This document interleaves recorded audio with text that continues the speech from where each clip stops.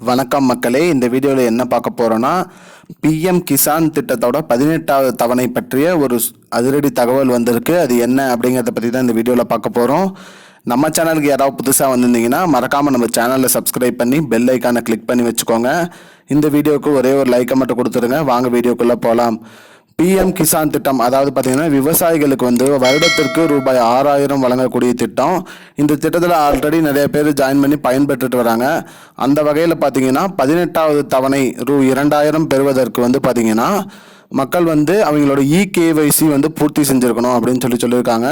17 தவணை வந்த நிலையில் இப்போ 18வது தவணை இகேஒய்சி பூர்த்தி பண்ணாதவங்களுக்கு அமௌண்ட் வராது, 2000 ரூபாய் வராதுன்னு சொல்லியிருக்காங்க. வருடத்திற்கு 6000, அதை 3 தவணையாக கொடுப்பாங்க, 2000 அதனால் இந்த 18வது தவணை பார்த்தீங்கன்னா இகேஒய்சி பூர்த்தி பண்ணாத யாருக்குமே இதை கொடுக்க மாட்டோம் அப்படிங்கிற மாதிரி சொல்லியிருக்காங்க.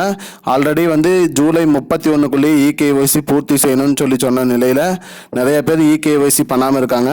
உடனே இகேஒய்சி பூர்த்தி பண்ணிடுங்க. பூர்த்தி பண்ணாதான் உங்களுக்கு 18வது தவணையாக ரூபாய் 2000 உங்களோட வங்கி கணக்கில் சேரும் அப்படின்னு சொல்லியிருக்காங்க.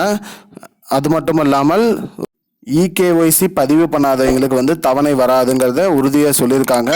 17 தவணை ஆல்ரெடி வந்தது இருக்க 18வது தவணை இகேஒய்சி பூர்த்தி பண்ணாத யாருக்குமே இது வராது அப்படிங்கிறத உறுதியாக சொல்லியிருக்காங்க. மக்களே, இந்த வீடியோவில் இதுதான் சொல்லியிருக்கோம். அதாவது என்னென்னா, இகேஒய்சி பிஎம் கிசான் திட்டத்தின் மூலிமா வருடத்திற்கு 6000 பயன்பெற்று வரும் மக்கள் அவங்களோட இகேஒய்சியை பூர்த்தி பண்ணணும். அப்படி இல்லைன்னா இந்த 18வது தவணை வராதுங்கிறத சொல்லியிருக்காங்க. மக்களே, இதுதான் மக்களே இப்போதைக்கு முக்கியமான பயனுள்ள தகவல். இது போன்ற பயனுள்ள தகவலை தெரிஞ்சுக்கொள்ள நம்முடைய சேனலை மறக்காமல் சப்ஸ்கிரைப் பண்ணி வச்சுக்கோங்க. இந்த வீடியோவை உங்கள் ஃப்ரெண்ட்ஸ் அனைவருக்கும் ஷேர் பண்ணிடுங்க. நன்றி மக்களே. I don't understand your jokes, man. Because it's not a joke. முன்ன பின்ன தெரியாத ஒரு பையனுக்காக விடுற அந்த மனசு இருக்க, அதான் கடவுள்.